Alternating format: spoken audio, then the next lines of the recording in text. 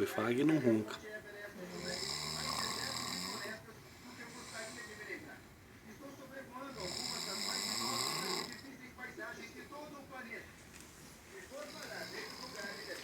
Vem pra casa do tio dele pra ficar de férias, pra ficar dormindo no chão da casa, olha lá.